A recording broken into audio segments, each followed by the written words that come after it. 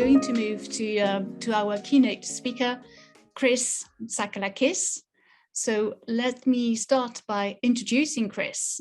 Chris is one of the most accomplished platform leaders from Silicon Valley, having worked in leadership positions at eBay, StubHub, and Vivino. And Chris is now the CEO of Kiva. The Kiva is a global not-for-profit and crowdfunding platform, which was founded over 15 years ago, so back in 2005. Its mission is really to expand financial access for all. So today there's 2 million lenders who have mobilized $1.65 billion in loans on kiva.org for over 4 million entrepreneurs in 95 countries. So these are very impressive numbers. Chris, welcome. Thank you, Laura. How are you? I'm very well, and you? Fine, thanks. Excellent. So let's start. So could you tell us a bit more about Kiva's mission and also what led you to join this amazing organization? Yeah, as you mentioned, the mission is really to provide financial access to all and to essentially help the 1.7 billion people in the world who are unbanked, who don't have access to financial services. I joined because after I left Vivino, I really wanted my next job to be one with a company that had a mission. I believed in something that an organization that would help improve people's lives. And so that was my number one criteria, finding purpose in the next role that I took on.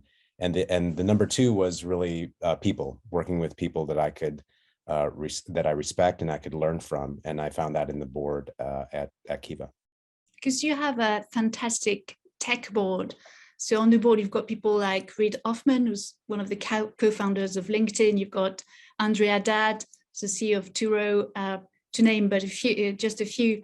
So why is the tech element so important for Kiva?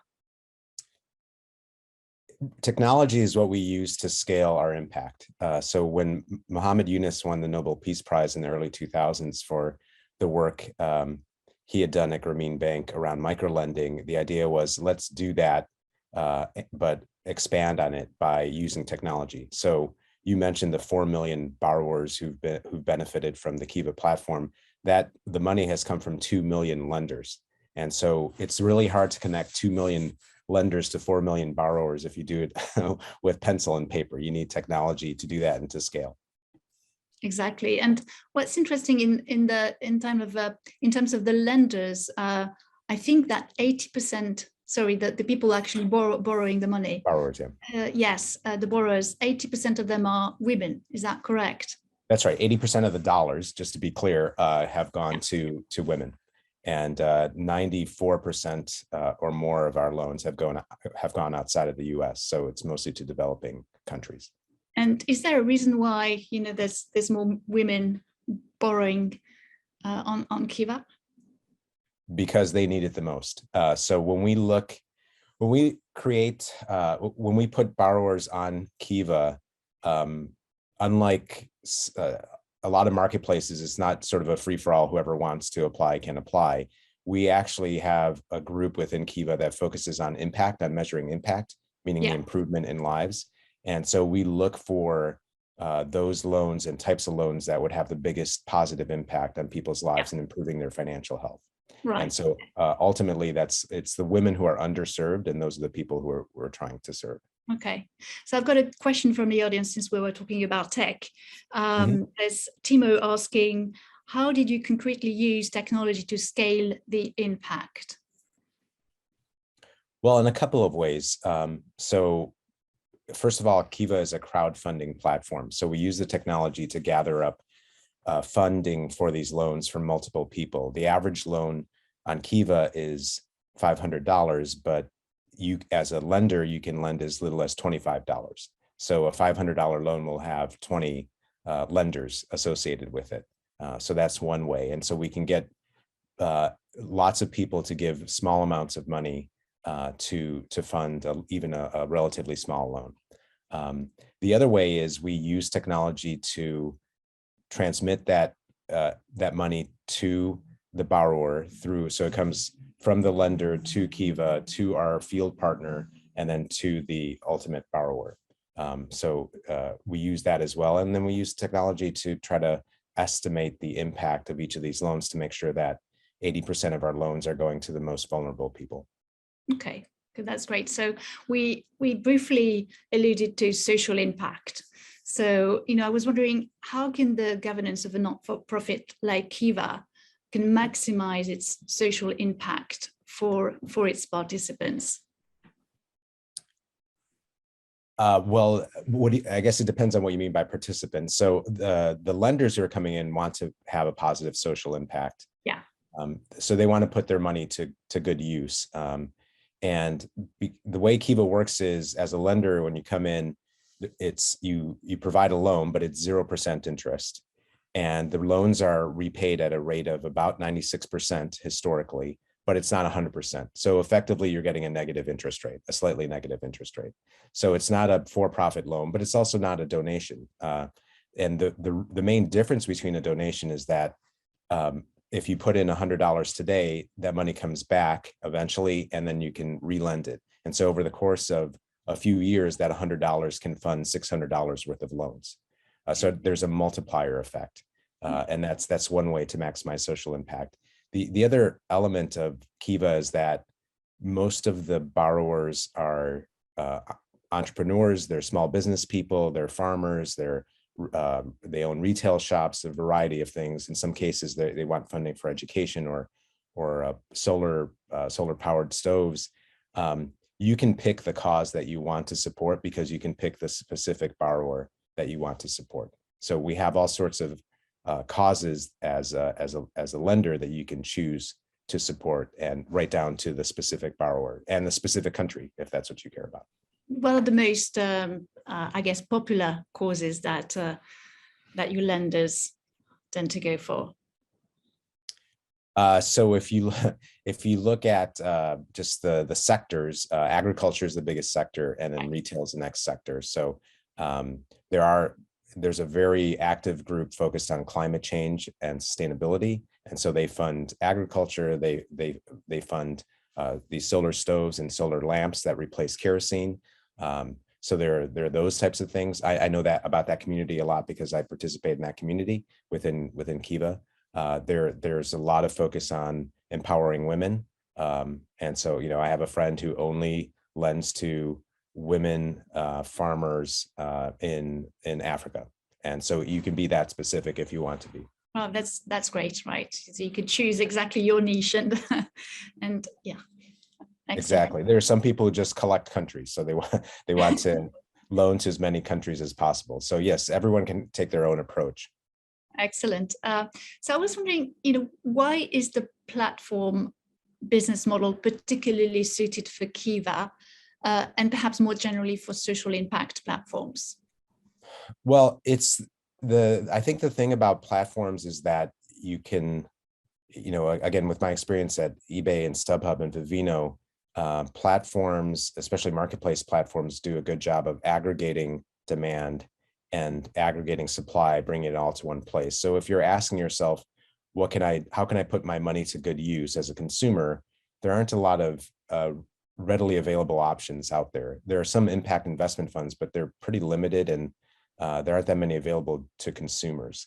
And so if you think about how do I make a positive impact on the world, use my money to do that, and to make sure that money goes further, that's what Kiva does. So in the case of this platform, we're able to aggregate lots of borrowers who we vet onto the platform, and then also aggregate lots of lenders, and then it becomes a kind of matchmaking service like most marketplaces do. So having it all in kind of one place where other people can access it allows for that free flow of capital.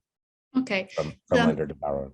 I'm looking at the chat right now, and I think there's a question that is related to that.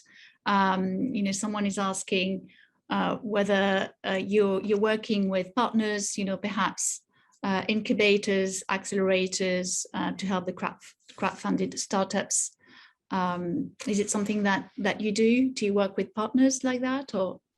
Yes, Kiva would not exist without our partners. For the loans that go outside the United States, they go to a network of hundreds of field partners, and these tend to be microfinance institutions, but in some cases they are social enterprises and accelerators. So in some cases we have we raise loans, or we fund loans that go to franchisees of solar distributors. So the franchisee sells solar panels, but they need working capital, and it contributes, and they're getting it from a particular franchisor, as an example. In the United States, and really with all of our partners, they act as accelerators to help these startups. So a lot of microfinance institutions that we work with, a lot of our partners, they not only source the loan and service the loan, as the term is used, but really what they do is help support that entrepreneur, providing advice, providing training. As an example, in the United States, we have a hub partner, what we call a trustee called Grow NYC in New York. They run all of the farmers markets in New York City, but they train people to become farmers and how to use their farmers markets. And so through them, we've been able to fund loans to farmers in the United States, as an example. So there are many, many examples like that where those third parties are really accelerating, not only helping us find borrowers, but actually helping them be successful. So it's critical. Okay, excellent. I've got a question from the audience, and they are very good. So just looking at the chat, Chris, there's a question on related to regulation. Mm-hmm. There's a lot of regulation in the developing world, and this seems to have large barriers to entry. So, I mean, from your perspective, how can you share how you took on the challenge of providing financial lending services in regulated environments? Yeah, I should just be clear that I joined Kiva 7 months ago, so I don't want to take credit for all the great work that's been done at Kiva. The way that Kiva has taken on the challenge of these financial regulations in multiple countries is to work through partners. So we are able to, they're licensed in those countries, they're able to operate in those countries, and we bring capital to them. We are a source of capital to them, and then they bring that capital to the borrowers that are selected by our lenders. So they're a critical component, and that's how we're able to navigate operating in over 70 countries. Okay, so what are the big challenges yet to solve in your world of financial inclusion, solve or scale, right? I mean, how do you get to a point where everyone has access to finance across the world?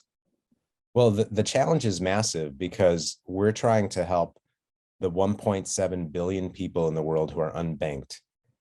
But to date, we've funded loans to 4 million borrowers. So that's 4 divided by 1,700. It's a small percentage of what's out there. And so the challenge is still massive. And obviously, we don't think we're the only ones who are tackling this or the only ones who can do it. For us, we really do want to help continue to scale the business. So there have been a couple of things we've done to help grow Kiva. One is we took the kind of core marketplace business that we started with, and we expanded that to a kind of corporate version called Kiva Capital. And Kiva Capital is a set of impact investment funds where the money comes in from corporations and foundations, and then that money goes out to fund microloans around the world for specific purposes. The other thing that we've done, that Kiva has done over the last 3 years, is to start an effort to more easily create digital identities, because we found that a lot of our borrowers keep coming back to us because they don't get credit for the loans they get on Kiva, and there isn't really credit history or easy access to other financial services. And so we've created what we call Kiva Protocol, which is a digital-based identity system backed by the blockchain, and that's effectively being implemented at a countrywide scale. So we started with Sierra Leone last year, and this year we're working with Honduras, with the country of Honduras, to actually take their voter registration database, create a digital identity system. And the net effect of that, we hope, will be that any consumer can show up to a bank with their thumbprint and then can open a bank account and start that journey on higher level financial services. So those are some of the ways. In our core marketplace, our annual loan volume, the number of loans we fund every year, has been around 150 million for the last few years. And right now we're really focused on growing that, mostly through marketing, but also changing the product to make it easier for people to do Kiva. Right now, you kind of pick one borrower at a time, but we have people who are interested in specific causes and areas and would like us to kind of pick the borrowers for them and to have a more of a monthly subscription type model. So that's something we're really focused on right now. That's great. So I was wondering, so beyond Kiva, in which non-profit areas do you think platforms can create the most impact? There's so many areas, sustainable development, climate change, maybe other things.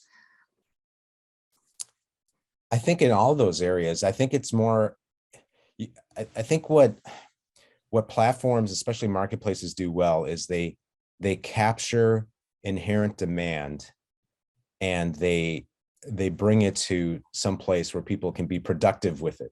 So, in the case of StubHub, there are plenty of people who are interested in buying tickets, but how do we bring them to a place where they can get what they want? And so if we take climate change as an example, we know from our own surveys that it's probably the most popular cause, the thing that people most care about across all age groups. And so there are lots and lots of people interested in that, in helping solve the climate change problem. But if there were a platform that says, okay, here are all the potential solutions to climate change, and here's a way to fund them, to encourage them, that could be, I think, a crowdfunding platform just for climate change solutions could easily exist. There's definitely demand. It's just a question of how do you capture that demand, and then how do you vet the solutions or potential solutions that are out there, so that people trust that an investment that they make will actually have the impact that they want them to have. Okay, I've got one final question for you, because we're running a little bit out of time. Actually, it's probably 3 in 1 question. But so what would be your advice to entrepreneurs who wish to launch a social impact platform? And also, what can policymakers do to help? And what kind of analysis could academics help with? Well, that's a lot of questions. So yeah, I think, but because we've got kind of the 3 different communities here today, I'm sure yes, indeed. I think for entrepreneurs, it really comes down to the same problem, the same articulation that I have heard for any type of enterprise. Find a real problem that needs to be solved, that is painful now, that needs to be solved. And there are plenty of those issues that seem to be intractable: homelessness, the climate change, as we mentioned. Those are real problems. And then it's a matter of trying to find a solution or a set of solutions that people would be interested in. I think for policymakers, technology can be very powerful in helping people, but at times there are regulations that make it difficult for companies to operate. So in our case, the loans are 0% in the United States, because if they had any kind of positive interest, then they would be regulated. Kiva operate in the United States, but we have lenders from around the world, but we don't market outside the United States because we're not regulated. We're not allowed to. We're not registered in those other countries. People have found us. We haven't marketed to them. So if the registration in those other countries were easier, then it'd be much easier for us to have a much larger audience to fund our loans. And then lastly, you said academics. I think ultimately academics can keep us honest. We had a lot of economists interested in what we did at StubHub. We analyzed our data because it was kind of a pure market of supply and demand. I think ultimately what we all want at Kiva and anyone working in a social impact business, we want to make sure there is positive social impact. So we want to be able to measure the real impact of these loans. Right now, we estimate what the impact will be before the loan. Obviously, we can't know exactly what it will be, but measuring that impact is an important part of what we do at Kiva. And I think we could certainly use the help of academics in thinking about how to measure it and actually doing the work as well and crunching the numbers. We've had that in the past at Kiva, and I've already spoken to academics in different universities about this, because there's a lot of research going into this. But I think actually crunching the numbers and keeping us honest and making sure that we're creating the impact that we want, that's a great, I think academia would provide a great resource for that. Excellent. Well, thank you very much, Chris. I think there's a few more questions in the chat, but we've run out of time. So thank you so much for your insights and also your passion. And I hope that Kiva and your story will inspire many entrepreneurs to follow your example. Thank you. Thank you very much, Laura. Appreciate it. Thank you very much.